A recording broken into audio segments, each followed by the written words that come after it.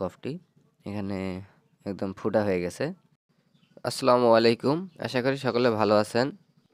দেখতে পাচ্ছেন আমার হাতে একটি হাইকন ব্র্যান্ডের 32 ইঞ্চি এলইডি টিভি। এটি চালু করলে এটি সমস্যা হচ্ছে, দেখতে পাচ্ছেন স্ক্রিনে লাইট আছে কিন্তু গ্রাফিক্স নেই। এই হচ্ছে টিভিটির সমস্যা। তো চলুন তাহলে দেখি এই টিভিতে কী ধরনের সমস্যা হয়েছে এবং কী করে তার সমাধান করা যায় তার বিস্তারিত। টিভিটির স্ক্রুগুলো প্রথমত খুলে নিতে হবে। দেখতে পাচ্ছেন এখানে ওয়ারেন্টি স্টিকার, টিভিটি এর আগে কখনো খোলা পড়েনি, যার কারণে এখানে ওয়ারেন্টি স্টিকারটি ছিল।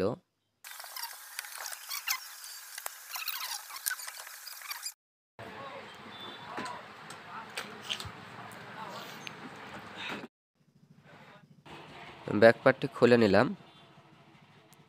এবার স্পিকার বা মাইক সেটের এই অংশটুকুতে দেখুন অনেক ময়লা জমে গেছে।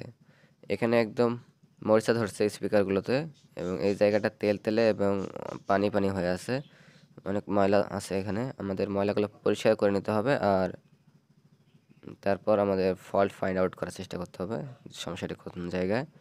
এর জন্য স্পিকারের লাইনগুলো খুলে দেব, সেন্সরটিও খুলে নেব। সেন্সরটি খুলে নিলে আমাদের সুবিধা হবে।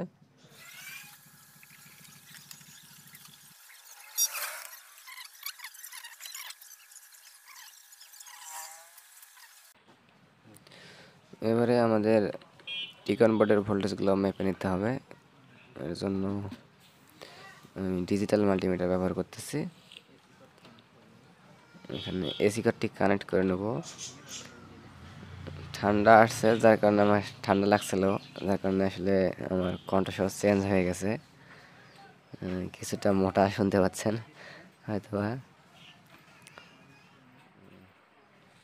আমরা প্রথমে টিকন বোর্ডের ভোল্টেজ মাপবো। টিকন বোর্ডে দেখবো যে আমাদের ভোল্টেজের পরিমাণ কীরকম।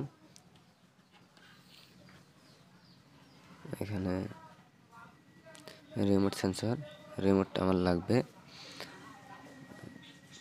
টিভিটা অন করলাম, দেখতে পাচ্ছেন এখানে আমাদের টিকন বোর্ডের সাপ্লাই ভোল্ট হিসাবে 12 ভোল্ট মিটারে দেখাচ্ছে।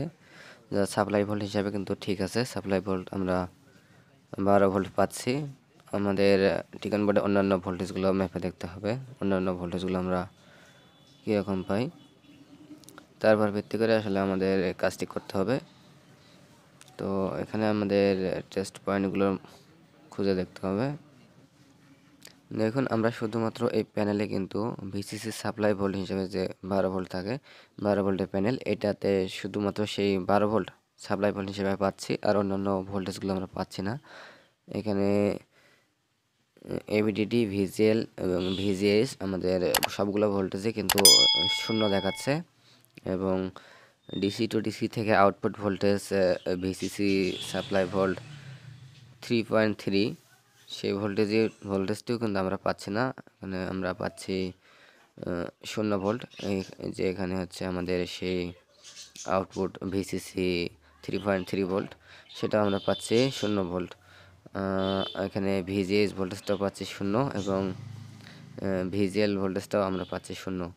তো এখন আমাদের যে কাজটি করতে হবে, আমাদের এফএফসি কেবলটা খুলে ভোল্টেজ মাপতে হবে।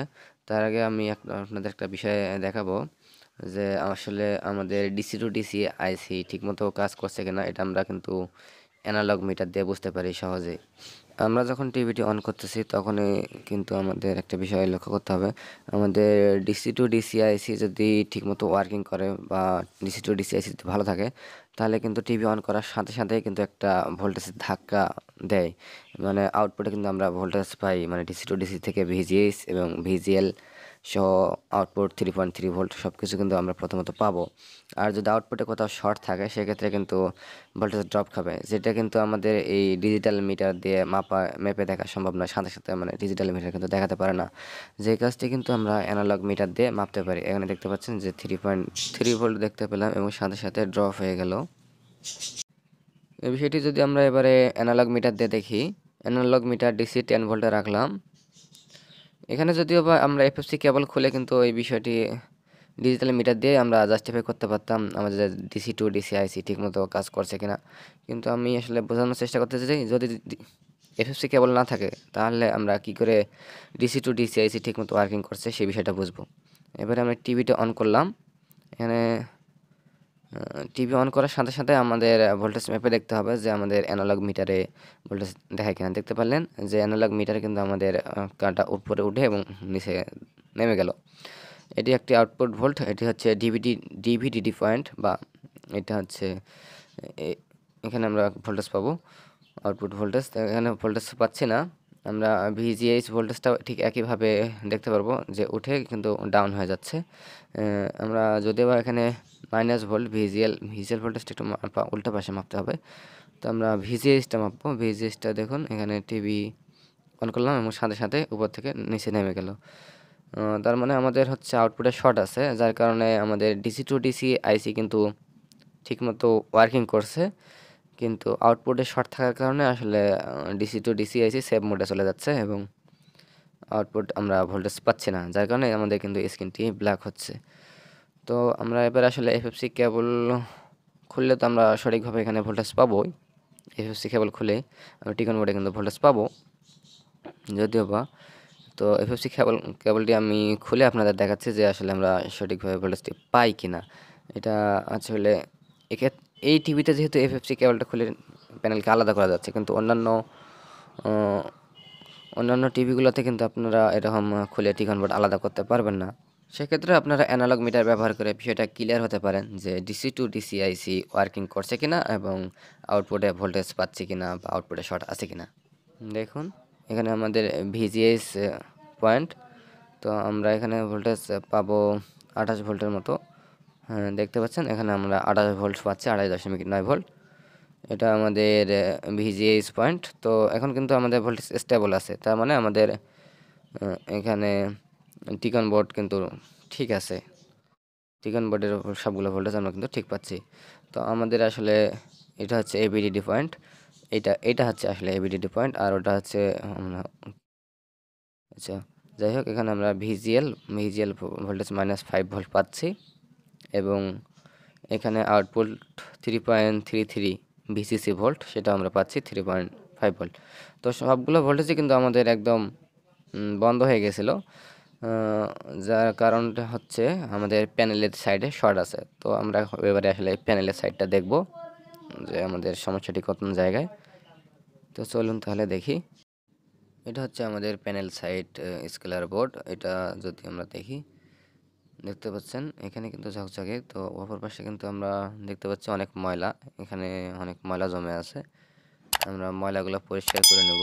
দেখুন অনেক ময়লা, কত ময়লা জমে গেছে। তো আমরা ময়লাগুলো পরিষ্কার করে নিই। পরিষ্কার করা হয়ে গেছে। এই হচ্ছে আমাদের একটি কপ, আর একটি কপ হচ্ছে এইটা। তো এই কপে যদি আমরা একটু ভালোভাবে লক্ষ্য করি, তো এখানে দেখতে পাচ্ছি যে বেশ কিছু লাইন এখানে পুড়ে গেছে। হ্যাঁ, বেশ কিছু লাইন এখানে পুড়ে গেছে, এখানে ঠিক এখানে। এই বিষয়টা আরও ভালোভাবে দেখার জন্য এখন আমাদের প্যানেলটি খুলে নিতে হবে। প্যানেলটি খুলে বিষয়টি সম্পর্কে আরও বিস্তারিত দেখব আসলে এই সমস্যাটি কোন লাইনগুলোতে হয়ে গেছে এবং এটি সমস্যা কী করে সমাধান করা যায়। তো প্যানেলটি খুলে নিয়েছি। তো বন্ধুরা এখানে দেখুন আমাদের এই অবস্থায় ডান সাইডের এই কপটি এখানে পুড়ে গেছে। তো এবারে পরিষ্কার করে নেব। পরিষ্কার করে নেওয়ার বিষয়টা ভালোভাবে আপনাদের দেখানোর চেষ্টা করতেছি। এবারে দেখুন পরিষ্কার করার পর এই হচ্ছে আমাদের সেই পোড়া কফটি, এখানে একদম ফুটা হয়ে গেছে। এই হচ্ছে সমস্যা। তো এই প্যানেলে কিন্তু আসলে সাইড কপ নেই, কোনো সাইড কপ বা গেট ড্রাইভার কপ নেই। এবারে প্যানেলটি খুলে আমি প্যানেলটি উল্টাইয়ে নেব কাজের সুবিধার জন্য এবং মাইক্রোস্কোপে দেখার জন্য প্যানেলটি উল্টিয়ে নেব।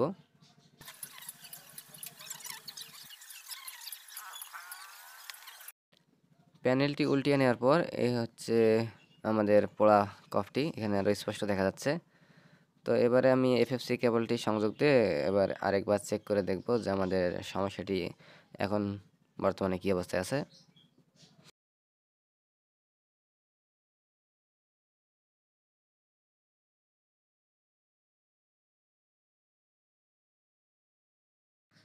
টিভিটি অন করলাম। এবারে দেখতে পাচ্ছেন আমাদের স্ক্রিনটি ব্ল্যাক, স্ক্রিনে কোনো ছবি নেই। এই হচ্ছে প্রবলেম। তো এখন আমাদের এই কফের ব্যবস্থা করতে হবে, দেখতে হবে আমাদের এই কফের কি ব্যবস্থা করা যায়। এর জন্য আমরা কফটি মাইক্রোস্কোপ দিয়ে দেখব যে আমাদের কোন লাইনগুলো এখানে ডিসকানেক্ট হয়ে গেছে। দেখতে পাচ্ছেন এখানে কিন্তু ধোঁয়া উড়ালো এবং আমাদের স্ক্রিনটি কিন্তু ব্লু স্ক্রিন চলে আসছিল। তো আমরা আসলে মাইক্রোস্কোপ দিয়ে দেখব যে আসলে আমাদের কোন কোন লাইনগুলো এখানে পুড়ে গেছে এবং এই লাইনগুলোর জন্য কী ব্যবস্থা করা যায়। তো চলুন মাইক্রোস্কোপ দিয়ে দেখি। মাইক্রোস্কোপে যদি আমরা কফটা দেখি তাহলে এখানে দেখতে পাচ্ছি যে এখানে আমাদের বেশ কিছু লাইন একদম পুড়ে গেছে। আমাদের এখানে সাইড কফের জন্য যেগুলো লাইন থাকে সেই লাইনগুলো কিন্তু একদম সব পুড়ে গেছে। আমাদের এই কফের সেকশন কিন্তু পুড়ে নেই, আমাদের সাইড কফের লাইনগুলো সবগুলো পুড়ে গেছে। এই কফের মধ্যেই কিন্তু আসলে আমাদের সাইড কফ বা গেট ড্রাইভার কফ কিন্তু আছে। তো সেই গেট ড্রাইভার কফের লাইনগুলো এখানে দেখতে পাচ্ছি। এই লাইনগুলো এখান থেকে এই পর্যন্ত যতগুলো লাইন সবগুলো আসলে পুড়ে গেছে। এখানে যদি ভালো করে লক্ষ্য করেন তাহলে এখানে দেখুন এই পোড়া অংশে কিন্তু এখানে যতগুলো মাথা দেখা যাচ্ছে সবগুলো কিন্তু একত্র হয়ে গেছে, প্রায় শর্ট হয়ে গেছে। আর এই শর্ট হওয়ার কারণে কিন্তু আমাদের ডিসি টু ডিসি আইসি ভোল্টেজ আউটপুটে দিচ্ছে না বা আউটপুটে ভোল্টেজ আসতেছে না, যার কারণে কিন্তু আমাদের সোর্স কপ এবং সোর্স কপ যেটা এই কপের যে অংশ সোর্স কপ সেই অংশটাও কিন্তু কাজ করতেছে না। এই জন্য আমরা স্ক্রিনটি কিন্তু ব্ল্যাক পাচ্ছি। তো আমরা এক কাজ করব, এই লাইনগুলো আমরা মাইক্রোস্কোপ দিয়ে দেখে টিকন বোর্ড থেকে কেটে দেব। টিকন বোর্ডের যেই অংশ থেকে টিকন বোর্ড বা স্কেলার বোর্ডের সঙ্গে যেই অংশটুকু সংযুক্ত আমাদের হচ্ছে কফের এই মাথাটা এই জায়গাটা আমরা কেটে দেব। এই জায়গার অংশটুকু কেটে দেবো। এখানে দুটি টিপ আছে, তো কেটে দিয়ে দেখব যে আমাদের এই সমস্যাটির সমাধান হয় কিনা। যেহেতু আমাদের এখানে সাইড কফ নেই, সাইড কফের অংশটুকু কিন্তু এই সোর্স কফেই রয়েছে। তো এই অংশগুলো কেটে দিলে হয়তো আমাদের সোর্স কপ থাকা অবস্থায় আমরা প্যানেলে ছবি দেখতে পাবো, যার জন্য আসলে এই লাইনগুলো কেটে দেবো। লাইনগুলো কেটে দিলে আসলে আমাদের শর্টটিও চলে যাবে এবং আমাদের ডিসি টু ডিসি আইসি ওয়ার্কিং করবে এবং ভোল্টেজ পেয়ে সোর্স কপ কাজ করবে। আচ্ছা, এই কাজটা আমরা করে তারপর অবস্থা কী হয় দেখি। কফের স্কেলার বোর্ডের সাইডটি হচ্ছে এইটা, আর আমাদের যে লাইনগুলো পড়ে গেছে এই লাইনগুলো স্কেলার বোর্ডের এই সাইডে এই প্রথম থেকে সংযুক্ত আছে। তো আমরা মাইক্রোস্কোপে দেখে শুধুমাত্র যে লাইনগুলো পুড়ে গেছে, মানে যে অংশটুকু পুড়ে গেছে সেই অংশের লাইনগুলো কাটবো। সেই অংশটি হচ্ছে যে এখান থেকে শুরু করে আমাদের ধরতে গেলে যে এখানে যে আমাদের গেট ড্রাইভার কপের অংশটুকু আছে সেখানকার অংশটুকু সম্পূর্ণটাই কিন্তু পুড়ে গেছে। সেজন্য আমরা সম্পূর্ণ অংশটা কেটে দেব। এখানে মাইক্রোস্কোপ দেখে এই কাজগুলোর জন্য আসলে মাইক্রোস্কোপ ব্যবহার করলে একটু সুবিধা হয়। এই যে 1 নাম্বার পিন থেকে শুরু করে যেগুলো পিন আছে আপনাদের আমি ক্যামেরাতেও দেখাবো বিষয়গুলো কেটে। তারপর এখান থেকে 1 নাম্বার পিন থেকে শুরু করে একদম যে লাইনগুলো আমাদের পুড়ে যাওয়া লাইন আমরা মাইক্রোস্কোপে দেখতে পেলাম সেগুলো সবগুলো কেটে দেব। এখান থেকে আরও সামনে আমি এক এক করে লাইনগুলো কেটে দেখার চেষ্টা করি আসলে সমস্যাটি কী অবস্থা।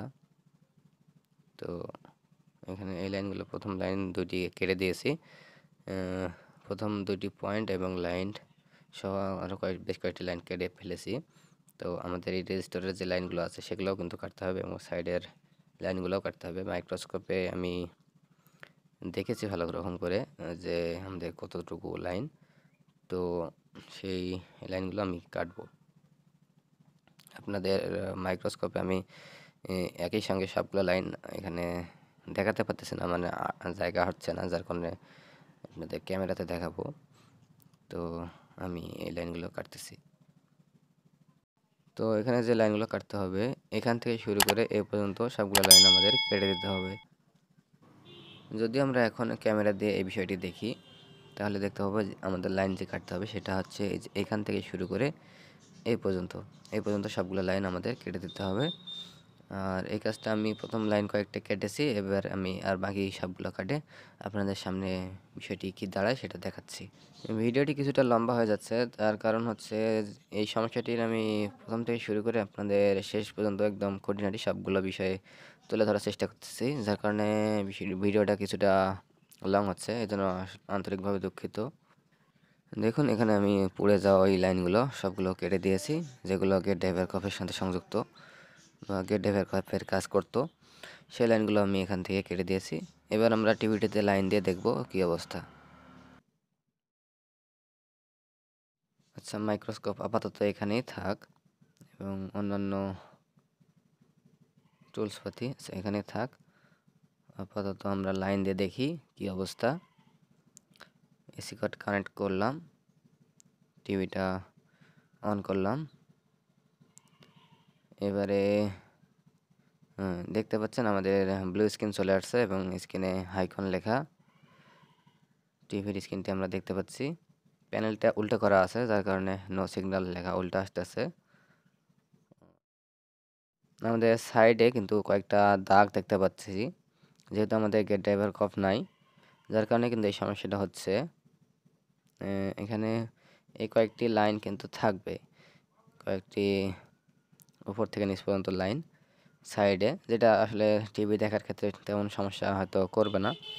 আমাদের কিন্তু কাজটি সাকসেসফুল। এবার আমরা ডিশ কেবল লাগিয়ে বিষয়টা দেখব। টিভিটা লাইনটা নড়ে গেছে। আচ্ছা, আমি ডিশ কেবলটা লাগাই, টিভিটা অন করলাম। এবারে আমরা ডিশ কেবলটা লাগাই, ডিশ কেবলটা লাগালাম। দেখতে পাচ্ছেন স্ক্রিনে ছবি কিন্তু অ্যাকুরেট কালার, এবং যেহেতু ডিশের লাইনে সামান্য কিছু সমস্যা আছে যার কারণে কিছুটা ঝিরঝিরি, তো আমরা কিন্তু স্ক্রিনে ছবি দেখতে পাচ্ছি অ্যাকুরেট কালার সহ। ভিডিওটি ভালো লাগলে ভিডিওটিতে লাইক এবং চ্যানেলটি সাবস্ক্রাইব করার কথা বলবো। আর আপনারা যারা আমার সাথে যোগাযোগ করতে চান তাদের জন্য আমি বলবো ভিডিও ডিসক্রিপশনে আমি সকল তথ্য দিয়ে রাখছি, চাইলে আপনারা সেখান থেকে আমার সাথে যোগাযোগ করতে পারেন, এবং চাইলে আপনি আমার ঠিকানায় আপনার টিভি পাঠিয়ে রিপেয়ারিংয়ের কাজ করে নিতে পারেন। এজন্য ভিডিও ডিসক্রিপশনে সকল তথ্য দেওয়া আছে। দেখা হবে আগামী ভিডিওতে। সকলে ভালো থাকবেন। আল্লাহ হাফেজ।